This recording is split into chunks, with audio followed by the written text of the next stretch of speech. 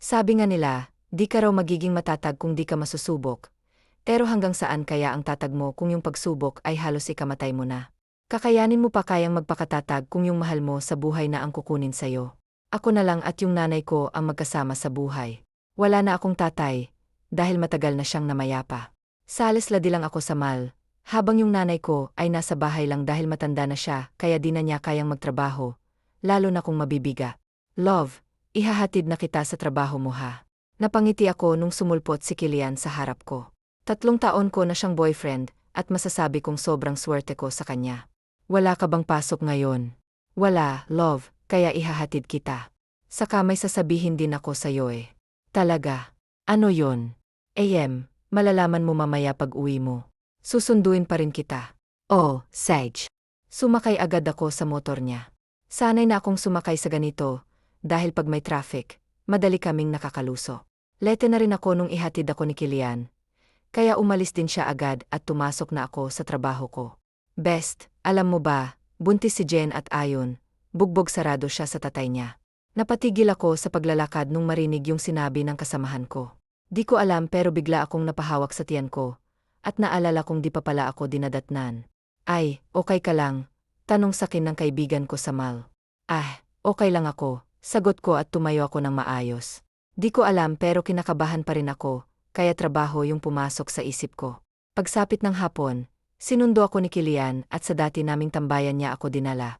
Love, may problema ba?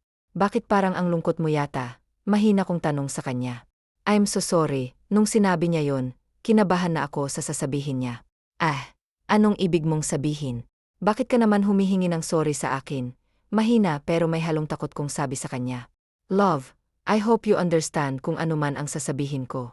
You know how much I love you. Pero di ako yung lalaki na para sa'yo, diretso niyang sabi sa akin. Di ako nakagalaw, bigla akong nanlamig at alam ko na yung susunod niyang sasabihin. Kilian, ano ba yung sinasabi mo? Anong hindi ikaw yung lalaki na para sa akin? Nakabuntis ako, love, at gusto na magulang ng nabuntis ko na pakasalan ko siya. Umagos yung luha ko nang di ko namamalayan. Sobrang sakit. Gusto kong magsalita, gusto kong sigawan siya, murahin, gusto ko siyang makitang nasasaktan. Pero wala akong lakas ng loob para sabihin yun sa kanya. I'm so sorry, love, pero ito na yung huli nating pagkikita. Malungkot na sabi ni Kilian. Bakit? Anong kulang sa akin? Bakit mo ako nagawang lokohin? Minahal naman kita, Kilian, at ibinigay ko sa'yo lahat ng gusto mo. Pati na yung katawan ko pinagkatiwala ko na sa'yo. Pero bakit mo to nagawa sa akin? Bakit? Umiyak kong sabi sa kanya. I'm sorry, tao lang din ako at natutukso.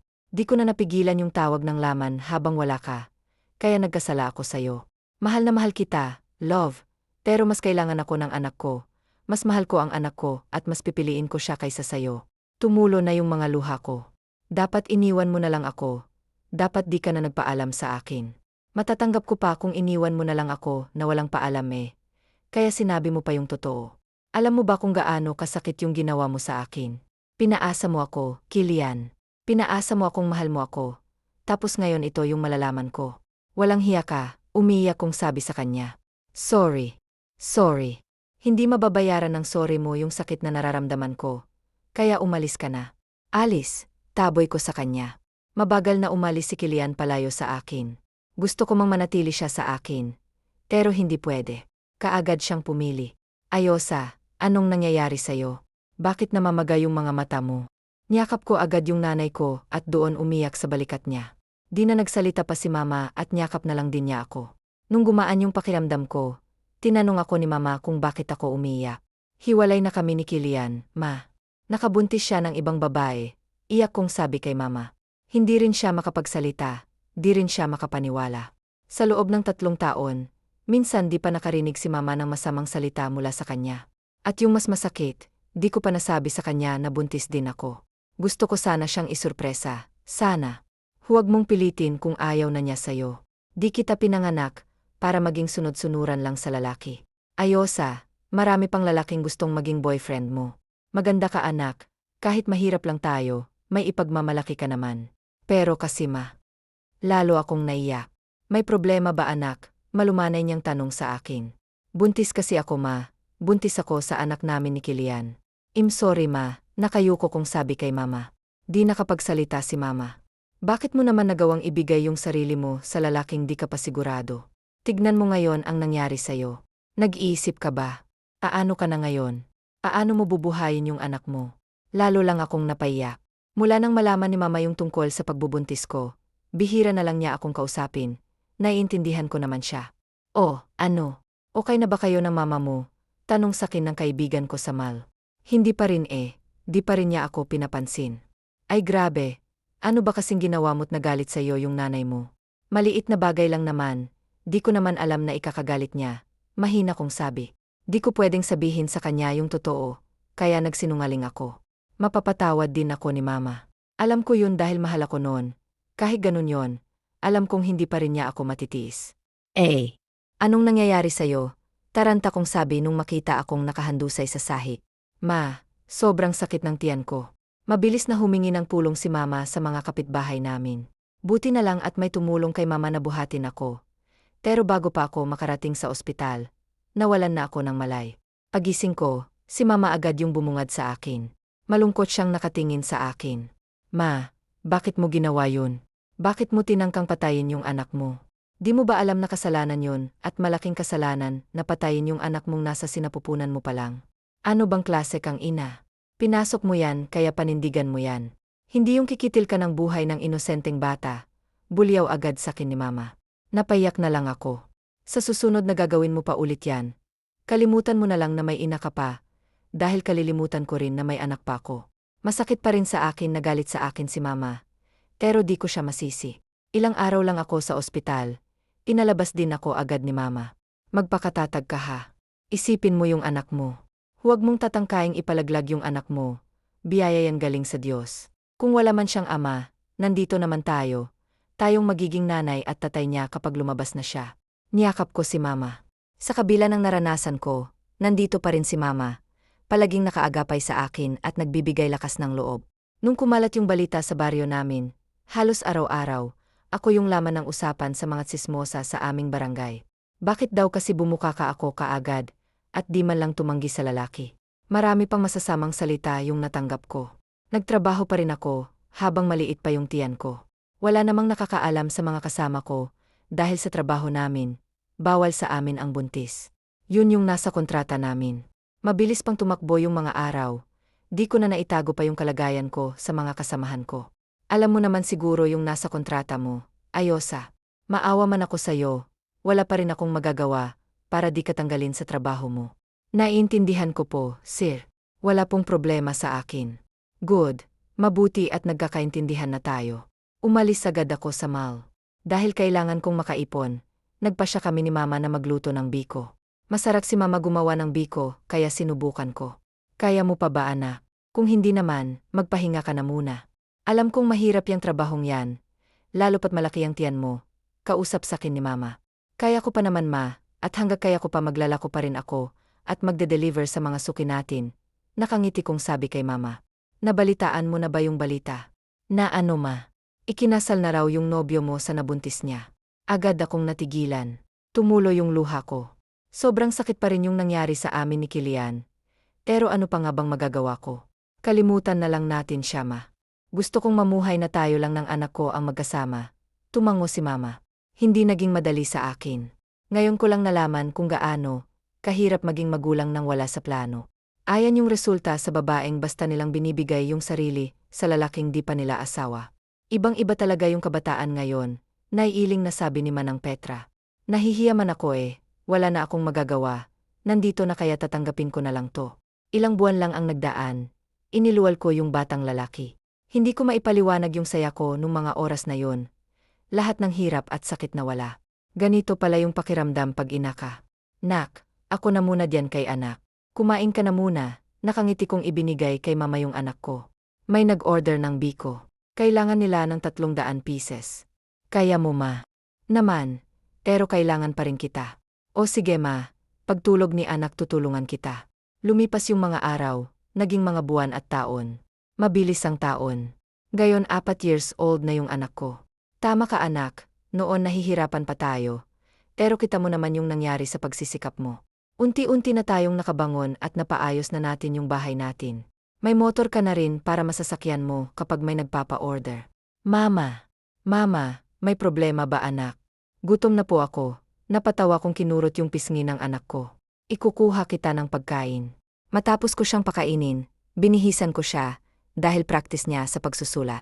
Mama, asan po pala si Papa? Agad akong natigilan. 4 na taon na siya, pero ngayon niya lang binanggit yung tatay niya. Kinalimutan ko na si Kilian. Hindi ko alam na hahanapin niya yung tatay niya. Nasa malayo yung papa mo, nagtatrabaho anak, kaya di mo muna siya makikita. Huwag kang mag-alala, love ka naman ni Papa, kahit nasa malayo siya eh. Gusto kong umiyak. Talaga po mama. Pero uwi naman po ba siya dito? Naman anak, uwi rin yung papa mo. Kapag dumating yung araw na yun, ipakikilala pa rin naman kita sa kanya anak. Pero di kanya makukuha sa akin. Ma, maghahatid lang ako ng order.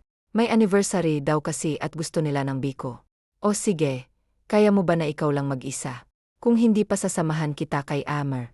Okay lang ma, pakibantayan na lang po si anak. Malapit lang sa amin yung pupuntahan ko, kaya di ako nahirapan makarating doon. Bagong lipat yung mga to, kaya di ko pa sila masyadong kilala. Oh, Ayosa, nandito ka na palay. Ito na ba yung order ni Ma'am Cha? Opo manang, pakibigay na lang po sa kanya, sabi ko sa katulong nila. Ma'am Cha. Sige hintayin mo yung bayad ha. Puntahan ko lang si Ma'am. Medyo busi kasi siya, dahil dumating yung anak niya galing sa Cebu. O sige po manang, okay lang po. Maghihintay lang po ako dito sa labas. Umalis yung matanda habang ako ay matiyagang naghihintay. Ang yaman talaga ng pamilyang to. Pero kahit nasa mataas na silang kalagayan, di pa rin sila nagbabago. Bihira na lang yung mayaman na katulad nila. Ma'am Cha, andito na po yung order mo kay Ayosa. Inihatid na niya't nasa labas lang siya naghihintay sa bayad. Ganun ba? Dapat pinapasok mo siya manang eh. Sabi niya dun na lang daw po siya at nahihiya po yata. O sige, pakibigay mo na lang ito sa kanya. Sabihin mo salamat ka mo. Opo, Ma'am. Hon, lalabas lang ako saglit. May titingnan lang ako sa labas, paalam ko kay Lorin, alalabas ko lang sa kusina nang marinig kong sinasabi ni Manang. Iba ang pakiramdam ko sa pangalan na nabanggit niya, kaya gusto ko siyang makita. Go ahead, Hon, pero bumalik ka kaagad, ha? Yes, Hon, umalis na ako't sinundan si Manang sa labas. Hindi maipaliwanag ang nararamdaman ko, sobrang kabang namumutawi sa dibdib ko nang masilayan ang mukha ng ayosang babaeng nasa labas ng gate. Gusto ko siyang yakapin ng mahigpit at sabihin sa kanya na miss ko na siya ng sobra. Pero anong gagawin ko't may asawa na ako at mabait sa akin si Lorraine? Nami-miss ko na ang ngiti niya, ang yakap niya. Ilang taon ang nakalipas pero hindi pa rin nawala sa isip ko ang pagtulo ng mga luha niya nang sabihin kong nakabuntis ako. Alam kong nasaktan ko siya, pero pinagsisisihan ko na yon. Nang makita kong paalis na siya ay mabilis akong sumakay sa kotse ko at sinundan siya. Alam kong pauwi na siya, kaya binilayosan ko ang pagpapatakbo at hinarangan ang motor na sinasakyan niya. Lintik ka! Ano ba nang ginagawa mo? Papatayin mo ba ako sa nerbiyos? Galit niyang bulyaw sa akin. Hindi pa man ako nakakababa ng sasakyan ay ramdam ko na ang sobrang kaba. Bumaba ako ng kotse para kausapin siya, at ganun na lang ang gulat niya nang makita niya ako. Anong ginagawa mo rito? Paano mo ko nalaman? Nandito ako, love. Gusto lang kitang makausap, kahit ngayon lang, please, nagmamakaawang sabi nito sa akin. Nag-uusap na tayo, di ba? Ano pa ba sa tingin mong ginagawa natin? Ano pa bang pag-uusapan natin? Tapos na tayo, di ba? Ikaw mismo ang tumapos ng lahat, kaya ano pa bang gusto mo? Pilit kong pinatatag ang boses ko, kahit ang totoo, gusto ko nang umiyak. Yung sakit na dinulot niya sa akin noon ay ramdam ko pa rin, pero pilit kong pinatatatag ang sarili ko dahil ayokong maging marupok sa harapan niya. Kung wala ka nang sasabihin, umalis ka na. Baka hanapin ka pa ng asawa mo. Ayoko ng gulo, Kilian, at ayokong makarinig na pinag-uusapan ako na ayaw sa akong kabit. Kaya please lang, lumayo ka sa akin, love. Pwede ba? Naririnig mo ba yung sinasabi mo? Hindi ako ang dapat na tinatawag mo sa endearment na yan, kung hindi ang asawa mo. Siya lang ang love mo, kaya mo nga siya pinakasalan, di ba? Please, get out of a three-way, Killian. Marami pa akong trabaho na dapat tapusin. Kaya please lang, umalis ka sa daan ko. Sumakay ulit ako sa motor ko at hindi ko na siya binigyan pa ng pagkakataon na makapagsalita pa. Para saan pa? Para lokohin ako ulit.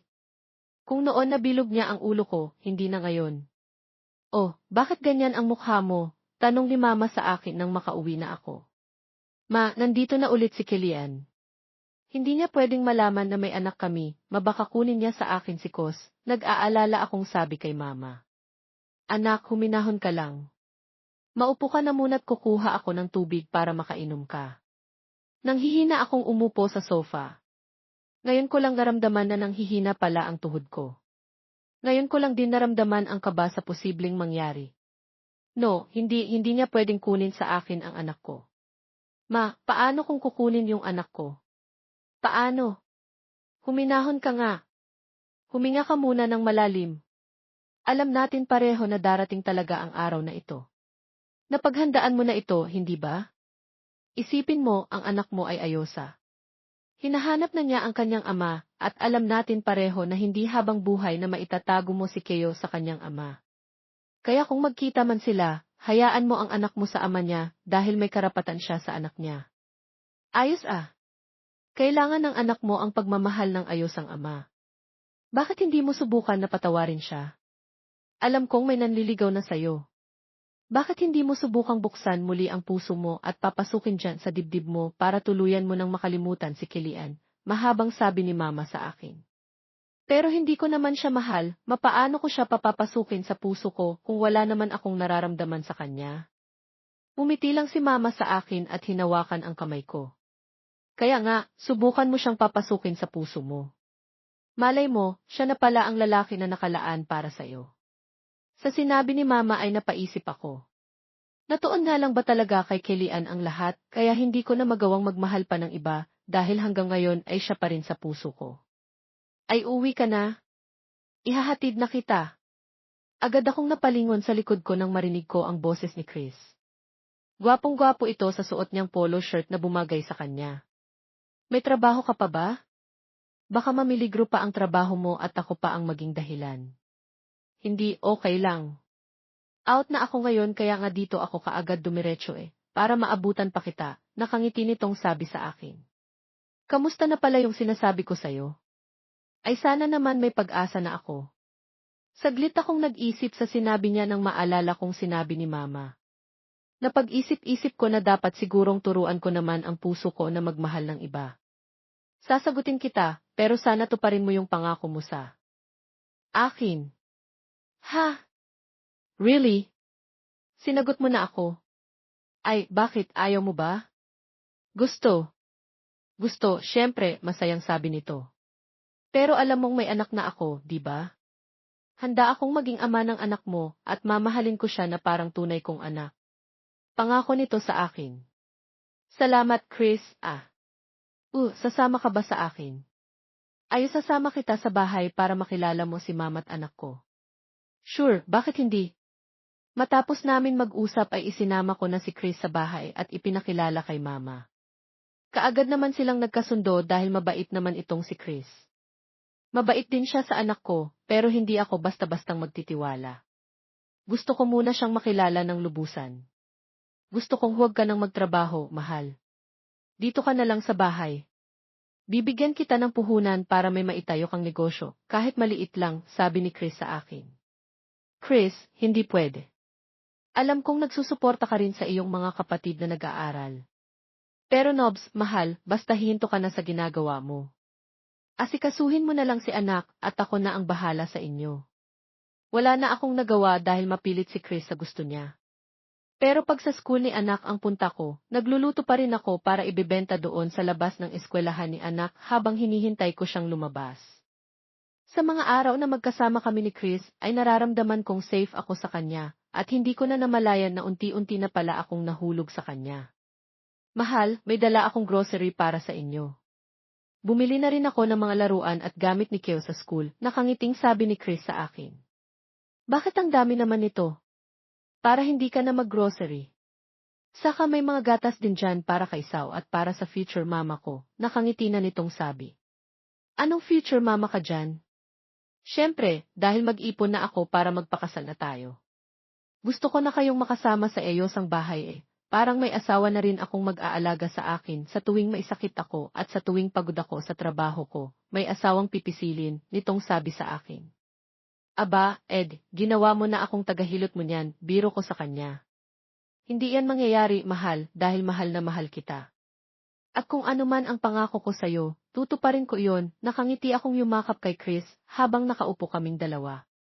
Tuluyan na rin akong napamahal kay Chris at masasabi kong handa na akong maging kabiyak siya. Ayos ang araw, habang abala ako sa gawaing bahay ay bigla na lang may kumatok sa pinto. Wala akong inaasahang bisita dahil alam kong hindi pa dadalaw si Chris sa amin. Anak, pakibuksan mo naman yung pinto, sigaw ni Mama sa akin mula sa itaas. Opo, Maggie. Iniwan ko muna ang ginagawa ko para buksan ang pinto, pero ganun na lang ang gulat ko nang makita ko kung sinong nakatayo sa may pinto namin. Anong ginagawa mo rito? Gusto lang kitang makausap, love. Kellyanne, please lang, itigil mo na ang kakatawag mo sa akin ng love. May asawa ka na at dapat siya lang ang tawagin mo niyan at hindi ako. Pero mahal pa rin kita, love. And my goodness, Kellyanne. Hindi ka na bata, matanda ka na. Pwede ba? Kawawa naman yung asawa mo kapag niloko mo siya. Huwag mo namang gawin sa kanya ang ginawa mo sa akin noon. Hindi mo alam kung gaano kasakit ang naramdaman ko noon nang iwan mo ako, tapos ngayon gumaganyan ka. Huwag mong sabihin na ulitin mo na naman sa asawa mo ang ginawa mo sa akin, bulyaw ko kaagad kay Kellyanne. Nahihiyang nagbaba siya ng tingin, at nang magtaas uli siya ng ulo, ay kita ko sa mga mata niya ang sakit at lungkot. Papasukin mo ang bisita mo, anak, para magkausap kayo ng maayos. Hindi ko na malaya na nakalapit na pala si Mama sa amin at nakasilip kung sino ang kausap ko sa may pinto. Pumasok ka. Nauna na akong pumasok at nakasunod naman siya sa akin. Alam pa ng asawa mo na nandito ka? Ayokong sugurin ang asawa mo at pagbintangan na kabit mo ako, Kellyanne. May respeto pa rin ako sa sarili ko at hindi ko pinangarap na maging kabit mo, diretso kong sabi sa kanya. Nakayuko lang siya habang nakikinig sa akin. Alam ko, pero gusto ko lang malaman kung totoo bang may anak tayo. Kahit yun lang ang pabor na ibigay mo sa akin. Sabihin mo lang sa akin ang totoo, mahinahon itong sabi sa akin. Kung may anak man tayo, gusto ko lang makilala siya at malaman niya na ako ang kanyang ama. Kahit yun lang ang ibigay mo sa akin. Huwag kang mag-alala, hindi ko siya kukunin sa'yo. Alam ko kung anong pinagdaanan mo at kung anong ginawa mo para buhayin lang ang anak natin. Patawarin mo ako sa nagawa ko noon, Sao. Kung alam ko lang na nabuntis ka rin noon, hindi kita iiwan para pakasalan si Lorene. Magsisi ka man, hindi mo na maibabalik pa ang dati. Kung ano man ang meron tayo, totoong kasalanan mong lahat, at ikaw ang sinisisi ko dahil hindi ka naging tapat sa akin. Pero tapos na iyon kaya kinalimutan ko na iyon. Marahas akong napabuga ng hangin at walang alinlangan na inamin sa kanyang totoo na may anak kami, na anak niya si anak. Kita ko sa mga mata niya ang sobrang saya nang malaman niya ang totoo. Nagpasalamat siya sa akin dahil binuhay ko ang anak namin, pero hindi ko na binanggit sa kanya na muntik ko nang patayin ang anak namin na labis kong pinagsisihan noon. Ko rin nalaman na nalaglag pala ang dinadala ng asawa niya at hanggang ngayon ay hindi pa rin sila nabibiyayaan ng anak ulit. Gusto kong tumulong, Sao, sa gastusin ng anak natin sa pag-aaral. May trabaho naman ako at wala naman akong ibang anak kung hindi si anak lang, kaya sa kanya ko ibubuhos ang lahat ng suporta ko. Pero gusto ko pa rin nakausapin mo ang asawa mo tungkol dito. Ayoko na ang anak natin ang siyang dahilan kung bakit mag-aaway kayo. Mabuti na iyong alam niya na walang ibang namamagitan sa atin kung hindi dahil lang sa anak natin. Kakausapin ko si Lorene at sana hindi mo ipagkait sa akin ang anak ko kung gusto ko man siyang hiramin sa iyo para makasama ko rin siya.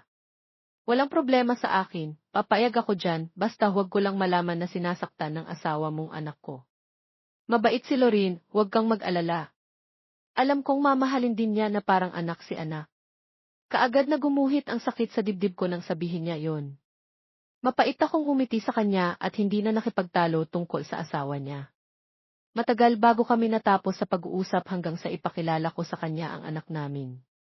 Hindi maitatangging anak ni Kellyanne si Kos dahil manang-mana ito sa kanya, walang kaibahan ang kanilang balat at mukha. Dahil naninibago ang anak ko sa ama niya, kaya hindi siya masyadong dumidikit dito. Naiintindihan naman iyon ni Kellyanne kaya hindi na lang muna niya ipinilit. Mula nang magkakilala ang mag-ama ay halos walang araw na hindi pumupunta si Kilian sa bahay namin, at ang tanging dahilan niya ay gusto lang niyang makita ang anak niya. Pinagsabihan ko siya na baka magselos ang asawa niya sa ginagawa niya, pero ang tanging sinasabi lang niya ay wala siyang pakialam, ang importante sa kanya ay ang anak niya. Kilian, isipin mo rin ang nararamdaman ng asawa mo. Ayokong lumikha ng masama. Kaya sa susunod na pumunta ka rito, ayosama mo siya nang makilala ko naman siya, para hindi na rin siya mag-isip ng iba tungkol sa atin. Iba kong mag-isip ang mga asawa, Kilian. Hindi mo talaga maiiwasan na magselo sila, kaya hanggat hindi pa nangyayari, gawan mo na ng paraan, paalala ko kay Kilian. Hayaan mo, sa susunod dadalhin ko siya rito. Nakatingin lang ako sa mag-ama na naglalaro sa may bakuran namin dahil binilhan niya ng maliit na bike ang anak niya, kaya tuwang-tuwa ang anak ko. Nakatuon sa kanilang atensyon ko, kaya hindi ko na malaya na nakalapit na pala si Chris sa akin. Ang seryoso mo naman, kanina pa ako dito nagsasalita, hindi mo man lang ako pinapansin. Ano bang iniisip mo, Jessie? Napangiti ako sa kasya hinarap. I love you, nakangiti kong bigkas sa kanya habang nakakawit sa liig niya ang dalawa kong kamay. Matamis naman siyang umiti sa akin at kinilitsian ng halik sa labi. I love you too, pero kasi di. Oh, bakit? May problema ba? Takang tanong ko sa kanya. Yung ex mo, nakatingin sa atin at ang sama ng tingin sa akin. Huwag mo siyang pansinin. Halika, pumasok na muna tayo sa loob, tutal naglalaro pa naman yung dalawa dyan, sabay na kaming pumasok ni Chris sa loob. Kaagad naman siyang binati ni Mama nang makita siya nito. Mabuti naman at napadalaw ka ulit dito, Chris, tamang-tama ang dating mo at nakaluto na kami ng tanghalian. Wow, ang sarap naman ng niluto mo, tita, nakangiting puri rin ni Chris sa niluto ni Mama. Paborito iyan ni Kos kaya iyan ang niluto ko, tukoy ni Mama sa niluto niyang ginataang manok. Pareho pala kami ng paborito ng anak ko. Pareho kaming napalingon sa likod namin nang magsalita si Kilian, nakangiti ito habang hawak sa ayos ang kamay niya si anak. Talaga, paborito mo pala ang ulam na iyan dati. Bakit parang hindi ko yata naaalala iyon? Agad na paubo si Kilian habang si Chris ay lihim na napangiti dahil sa pambabara ni Sao sa sinabi ng lalaki. O sige na, magsiupo na kayo. Ayoko nang kumakain ng maingay ha. Alam niyo na iyon, Chris at Kilian, hindi ba? Yes po, tita, opo, magkasunod na sabi ng dalawang lalaki na kasama namin. Mama, pwede po ba na magdaddy ako sa kanilang dalawa? Tanong ni Keo sa akin. Parehong napatingin si Kilian at Chris sa akin at naghihintay sa kung anong sasabihin ko. Naman, baby, pwede kang magdaddy sa kanilang dalawa, di ba, Kilian? Mahal ni. Malawak ang ngiti ni Chris na nakatingin sa akin, habang si Kilian ay parang pinagbagsakan ng langit ang mukha. Kumain na kayo, sabi ni Mama sa amin. Tahimik na kumuha ako ng kanin para sa anak ko, habang si Chris naman ang naglagay ng kanin at ulam sa plato ko.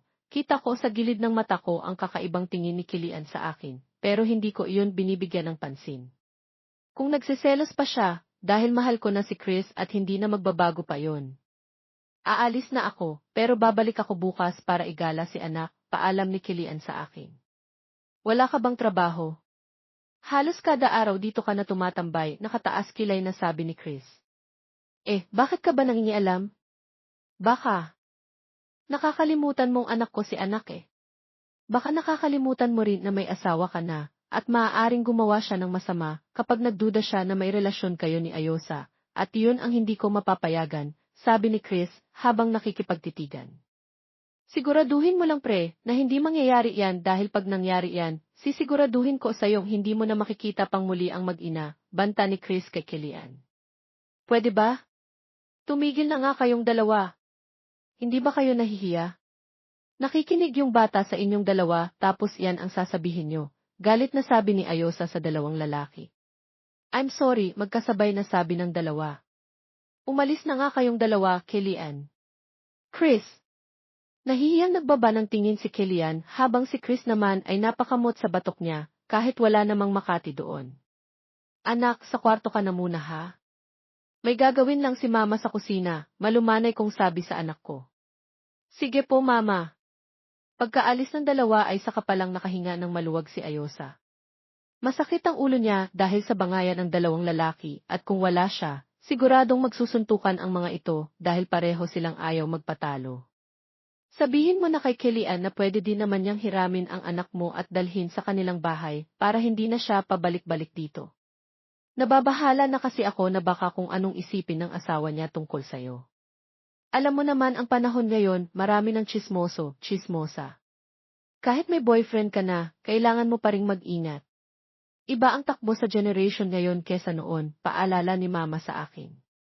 Tama naman siya. Iba ngayon kesa noon, dahil sa panahon ngayon kahit maliit na bagay lang, sa ayos ang iglap, nasa Facebook na ang mukha mo. Hayaan mo Matt, pagsasabihan ko po siya. Mabuti kung ganon. Baka kasi nakakalimutan niyang may asawa na siya na pupwedeng magselos sa kung anuman ang ginagawa niya. Tumango lamang ako kay mama at nagpatuloy na sa ginagawa ko. Mula nang tumigil ako sa pagtitinda dahil sa gusto ni Chris, ay palagi na lang akong nasa bahay.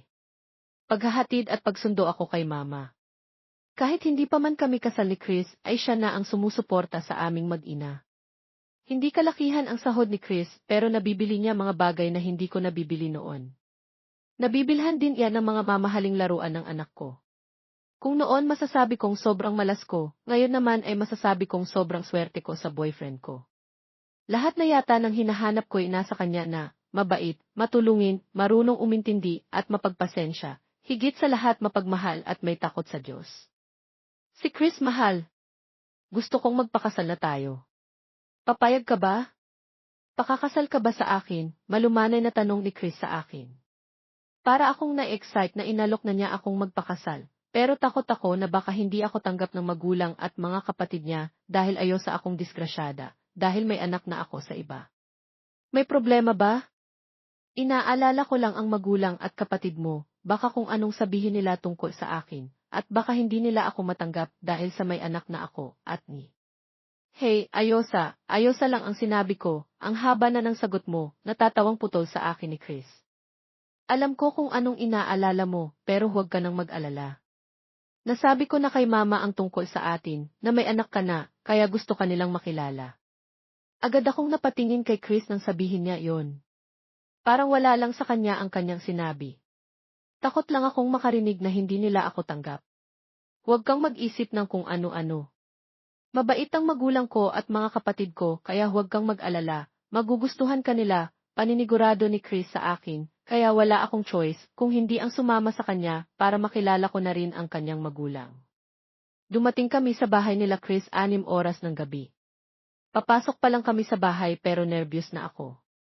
Are you okay? Malamig ang kamay mo, tanong ni Chris sa akin nang mapansin niyang nanlalamig ang mga palad ko dahil magkahawak kamay kami na pumasok. Okay lang ako. Huwag kang matakot, hindi nangangain ang taong magulang ko. Kahit kinakabahan ay pinilit kong maging okay. Unang pasok pa lang namin sa bahay ay napahanga na ako, napakalinis kasi ng paligid. Ang mga picture frame na nakasabit ay ang gandang tignan. Biglang nanliit ako sa sarili ko. Wala kasi akong alam na ganito pala kaganda ang bahay nila Chris.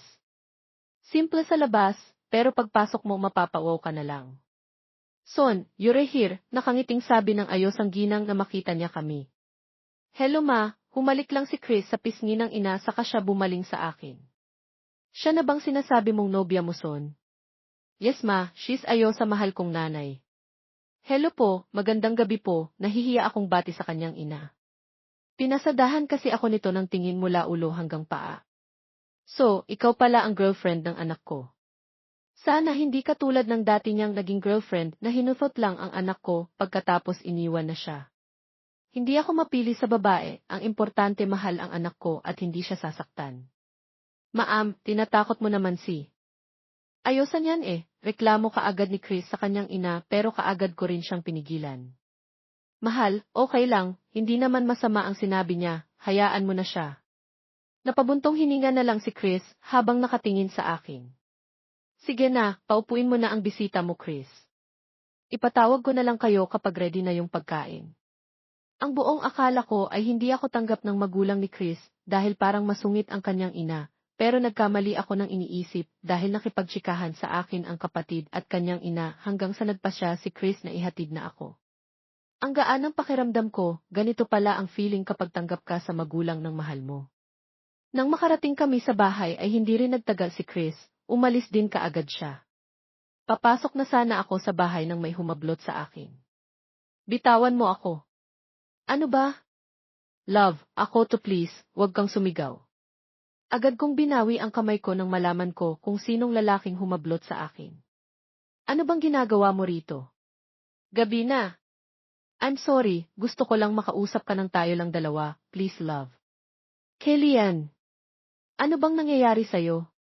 Halos araw-araw na nga tayong nag-uusap dahil ginawa mo ng bahay ang bahay namin, di ba? Ano pa bang gusto mo? Nakuha mo na ang gusto mo, di ba? Ang karapatan mo sa anak mo. Love, please bumalik ka na sa akin. Makikipaghiwalay ako sa asawa ko basta bumalik ka lang sa akin. Please maawa ka. Hindi ko kayang makita kang ikakasal sa iba dahil hanggang ngayon mahal pa rin kita, Ayosa. Please bumalik ka sa akin. Pangako ibang chance na ang makakasama mo. Iwan mo na si Chris at sumama kayo ni anak sa akin. Lalayo tayo dito, magtatayot. Malakas na mag-asawang sampal kaagad ang pumutol sa sasabihin pa sana ni Kellyanne. Nasisiraan ka na ba talaga? Di ba sinabi ko na sa'yo dati, hindi na ako makikipagbalikan sa'yo at kahit anong gawin mo, hindi na ako babalik pa sa'yo dahil ayokong maging kabit mo kay Lian, kaya naputol ang sasabihin ko nang pilit niya akong dalhin. Bitawan mo ako. Hindi ako sasama sa'yo. Napaiyak ako nang hablutin niya ang buhok ko. Akin ka lang, Ayosa, mahal na mahal kita kaya hindi ka magpapakasal kay Chris. Sa akin ka lang ikaw ikakasal at hindi kay Chris, nasisiraan ka na. May asawa ka na kay Lian, sigaw ko sa kanya nang akma niya akong ayusa sakay sa kotse niya nang mabilis kong sinipa ang dalawang balls niya, kaya nabitawan niya ako. Mabilis akong tumakbo papasok sa bahay at kaagad na isinara yon, nilock ko ang pinto saka ako umakyat sa taas kung saan nandoon ang kwarto namin ni anak. Pagdating ko sa loob ng kwarto namin ay agad akong napaupo sa sahig, nanlalamig ang buong katawan ko kaya mabilis kong niyakap ang tuhod ko. Hindi ako sasama sa Kellyanne, hindi. Ayosa. Anak. Ano bang nangyari sa'yo? Tuluyan nang nahulog ang mga luha ako nang tawagin ako ni Mama. Masama siya, gusto niya akong dalhin. Hayop siya, nanginginig kong sabi kay Mama. Nalilito naman siya kung anong sinasabi ko. Ano ba yung sinasabi mo ha? Anong gusto kanyang dalhin? Gusto kong humagulgol ng iyak at gusto kong sabihin kay mamang nangyari, pero wala na akong lakas ng loob para sabihin sa kanyang totoo. Kinabukasan, pagkagising ko ay ang anak ko kaagad ang hinanap ko. Nang hindi ko ito nakita sa kwarto namin. Nasan po si anak? Kinakabahan kong tanong kay Mama. Maaga siyang kinuha ni Kellyanne. Dadalhin daw niya sa kanila. Dapat hindi mo pinadala sa kanya. Hindi ko na naiwasang magtaas ang boses kay Mama. Ay huminahon ka nga, hindi iyon ibabalik ni Kellyanne dito. Umiiyak ko nang sabi kay Mama. Gagamitin niya si anak para bumalik ako sa kanya. Hindi nakapagsalita si Mama habang ako ay nagpabalik-balik lang sa sala. Hindi ako mapakali nang tumunog ang cellphone ko at kaagad ko itong sinagot. Saan mo dinalang anak ko? Nasaan ang anak ko? Hayop ka kay Lian, galit kong sigaw sa kanya sa cellphone.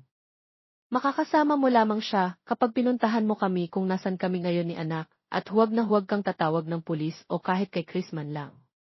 Sisiguraduhin ko sa'yong hindi mo na makikita ang anak natin kapag hindi ka tumupad sa usapan natin.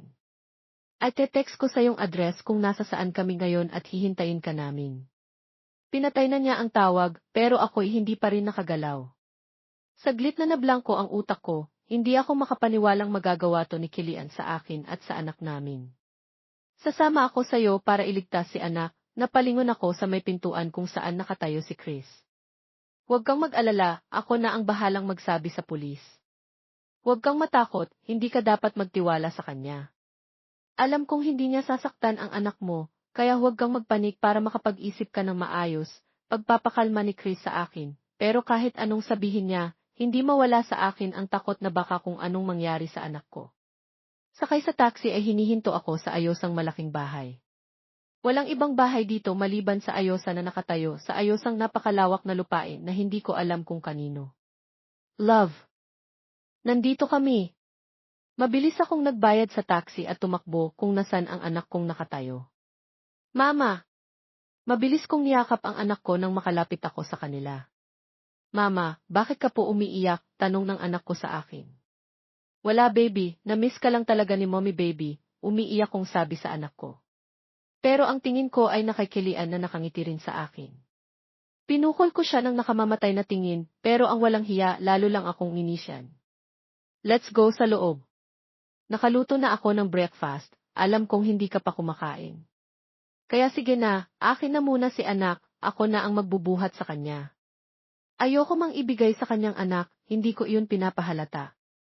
Ibinigay ko sa kanyang anak ko at sumunod ako sa mga ito sa loob ng bahay. Pagdating namin sa dining area ay nakahain na doon ng mga pagkain. Pinaghilan niya ako ng upuan ganon din si anak bago siya umupo sa tapat ko, habang siya ay katabi niyang anak namin nag-umpayosa na kaming kumain hanggang sa basagin niyang katahimikan. Nakaredy na ang tiket natin papuntang Mindanao, doon na muna tayo. Agad kong nabitawan ang hawak kong kutsara dahil sa sinabi niya. Hindi kami sasama sa iyo kay Lian. Utang na loob, pabayaan mo na kami ng anak ko, masaya na kami sa buhay namin kahit wala ka. Bakit hindi na lang ang asawa mo ang atupagin mo? Matigas kong sabi sa kanya. Madilim ang mukha niya na nakatingin sa akin habang naikuyom niya ang kanyang kamao. Mama, wag mo pong awayin si Daddy. Napalingon ako sa anak ko nang magsalita to. Ano naman bang sinabi mo sa anak ko't kinakampihan ka niya?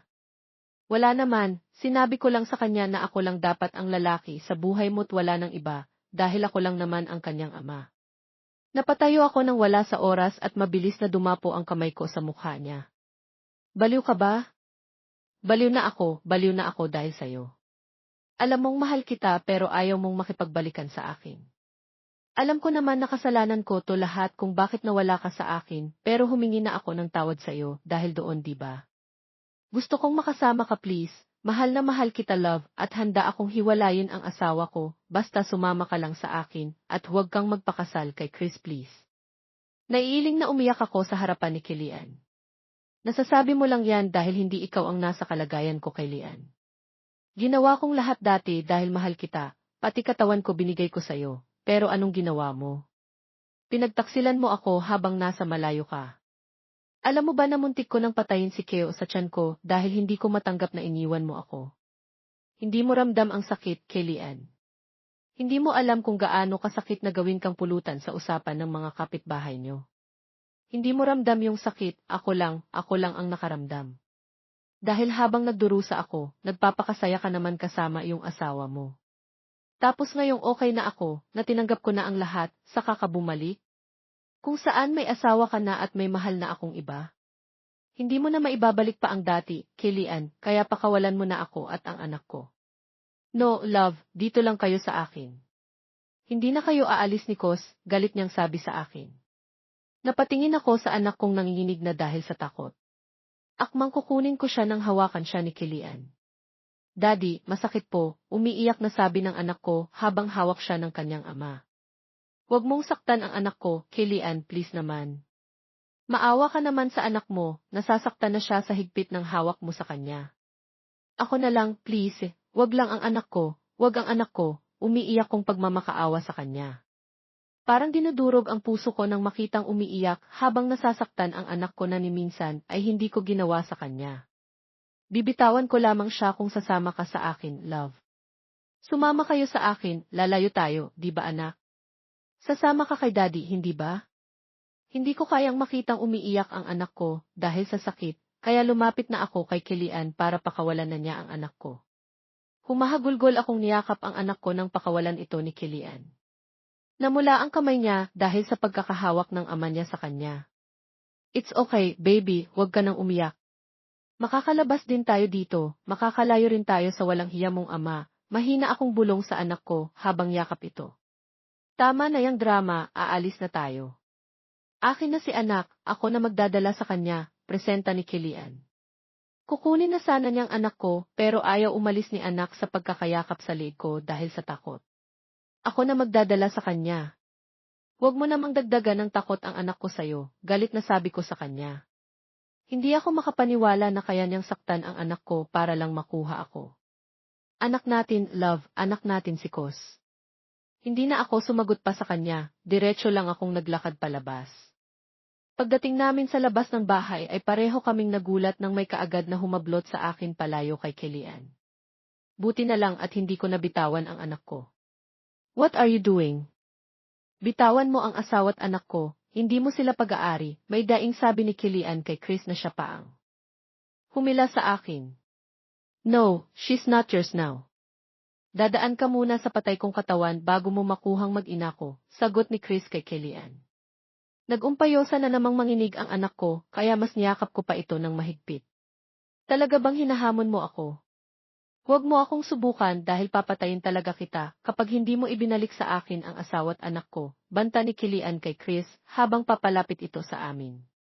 Kailan ka pa naging asawa ni Sao at kailan ka pa naging ama ni Kyos? Asan ka ba nung kailangan kanya at nung nanganak siya? Wala ka, hindi ba? Kaya tigilan mo na iyang pag-aangkin mo sa kanya na para bang pag-aari mo siya dahil simula nung ipagpalit mo siya sa iba, hindi mo na siya pagmamay-ari pa. Mahal, makinig ka sa akin, pagbilang ko ng 3, tumakbo ka na, ayaw sama mo si Kyos, mahina ang bulong ni Chris sa akin. No, Chris, hindi kita iiwan. Hanggat nandito kami, hindi ka magagalaw ni Kilian, tutol ko kaagad sa sinabi niya. Parehas tayong hindi makakaalis dito kapag hindi ka pa nakinig sa akin, mahal. Huwag ka nang mag-alala, paparating ang mga pulis, tutulungan nila tayo. Please, kahit ngayon lang, makinig ka naman sa akin. Gusto kong maiyak sa sinabi niya. Hindi ko akalain na kahit sa kamatayan ay handa niya akong ipaglaban.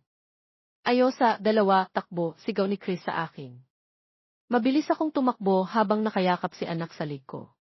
Hindi ko na nilingon pa si Chris, pero agad din akong napahinto nang makarinig ako ng ayosang putok ng baril. Chris, sigaw ko kaagad. Nang lingunin ko ang 2 ay pareho silang nasa lupa. Mabilis kong ibinaba si anak at mabilis na nilapitan ang 2 lalaki.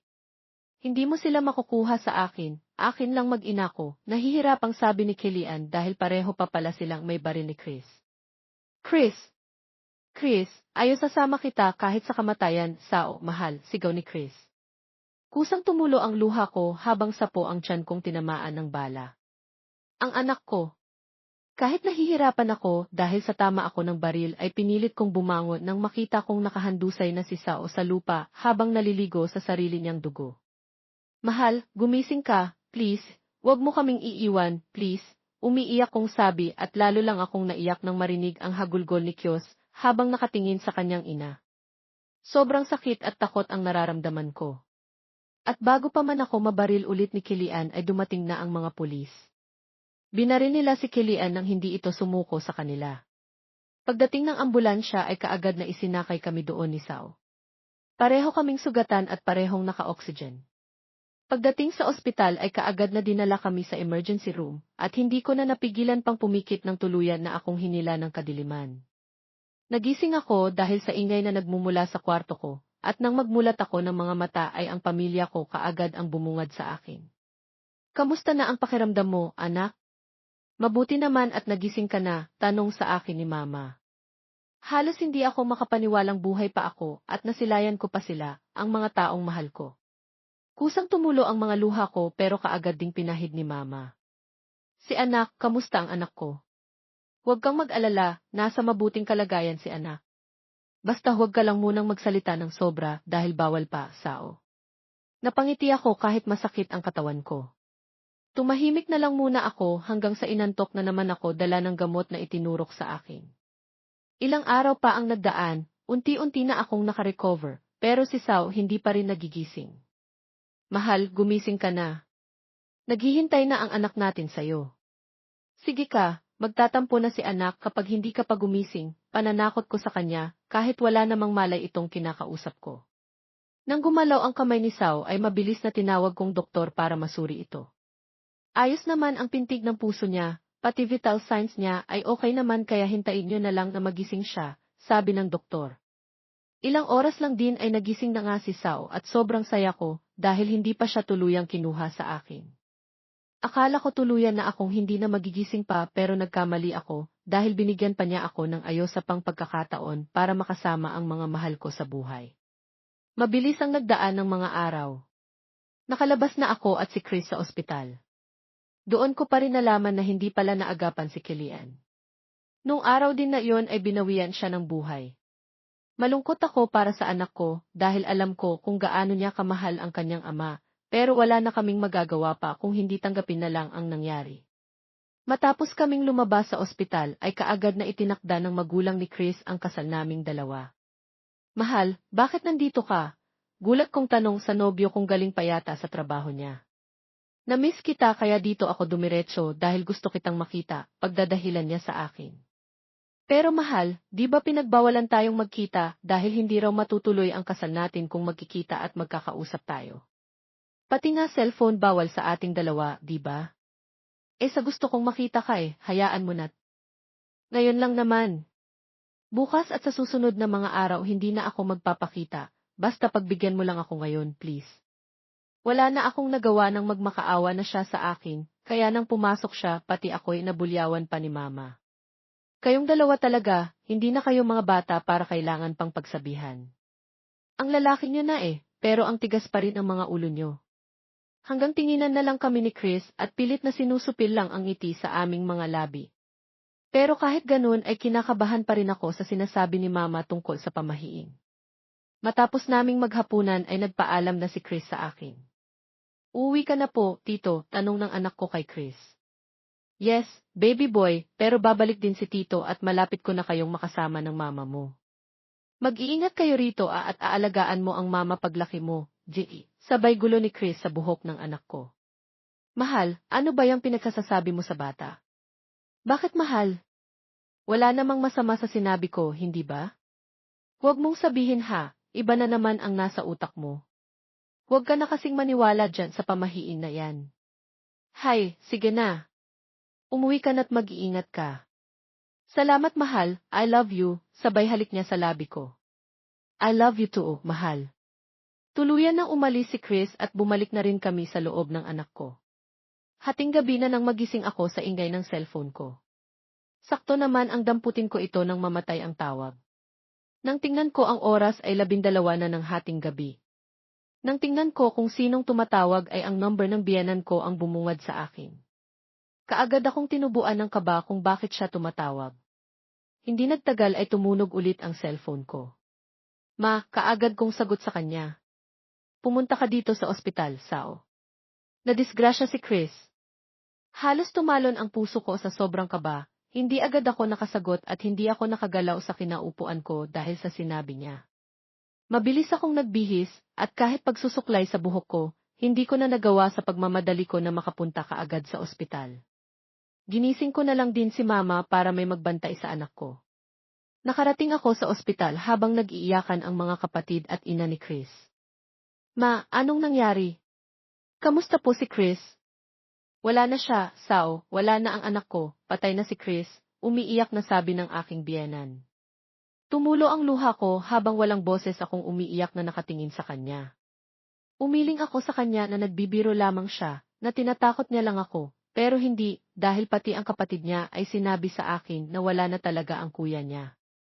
Nandilim ang paningin ko hanggang sa tuluyan na akong mawalan ng malay. Mahal, gising.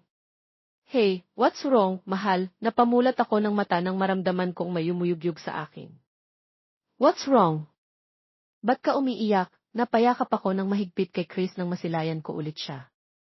Akala ko totoo na, akala ko iiwanan mo na kami, panaginip lang pala. Umiiyak kong sabi sa kanya.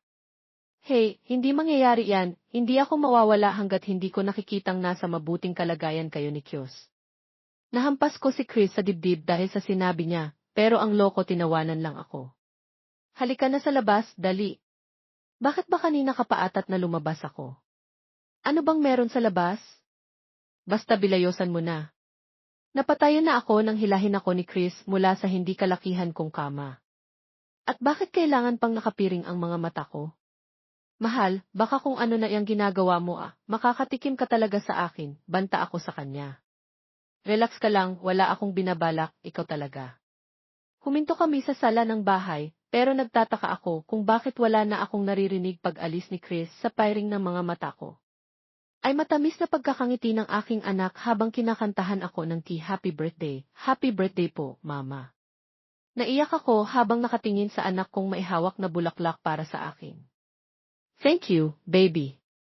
Ayos sa akong binati ng pamilya ni Chris, at kahit simpleng handaan lang ay masaya ako dahil kasama ko sa birthday ko ang mga taong importante sa buhay ko. Sa dami ng iniisip ko at sa mga pinagdaanan ko, ay hindi pa rin pala nila nakalimutan ang birthday ko. Happy birthday, mahal. Mahal na mahal kita. Thank you, mahal. Nakalimutan ko na ang araw na ito pero nandyan ka't ginawa mo pang special ang araw na ito. Dahil ganun kita kamahal at hindi ako magsasawang mahalin ka, nakangiti nitong sabi sa akin. Walang pagsidla ng sayang nararamdaman ko ngayon. Hindi ko alam na darating pa ako sa araw na ito. Sa ilang araw akong walang malay sa ospital, ang akala nila hindi na ako maliligtas, pero kita mo naman kung gaano kabait ang Diyos sa akin. Sa lahat ng nadaanan ko, nandyan siya para maging matatag ako. Ayosang buwan lang ang nakalipas mula nang mag-birthday ako ay ikinasal kami ni Chris. Sa birthday kong iyon kasi ay nag-propose sa akin ang asawa ko ng kasal. Mabuti na lang at mabait ang magulang ni Chris at tinanggap nila ako ng walang kondisyon. Dahil niregaluhan kami ng biyenan ko ng malaking pera, nagpasya kami ng asawa ko na magtayo ng kahit maliit lang na negosyo. Nung una, maliit lang ang naging puhunan namin, pero nang magbunga ang negosyo namin, ay unti-unti na iyong lumaki hanggang sa nagkaroon na kami ng ilang restaurant dito sa Maynila. Tunay nga, kung mangarap ka't samahan mo ng sipag at siyaga, talagang magtatagumpay ka, lalo pat ayos sasama mo ang Diyos sa lahat ng tagumpay mo. Mahal, nandito ako sa kwarto, mahal. I missed you, kaagad na sabi nang makapasok siya sa loob ng kwarto namin. Oh, ano ba iyang tinatago mo? Pilit niya itong kinukuha sa akin, at nang makita ang 2 pulang linya doon ay napatalon si Chris dahil sa sobrang saya. Yes! Daddy na ako. Sigaw niya mula sa kwarto namin. Wala akong mahihiling pa sa may kapal dahil binigay na niya sa akin ang lahat-lahat. Wala na akong mahihiling pa sa may kapal dahil binigay na niya sa akin ang lahat-lahat waka.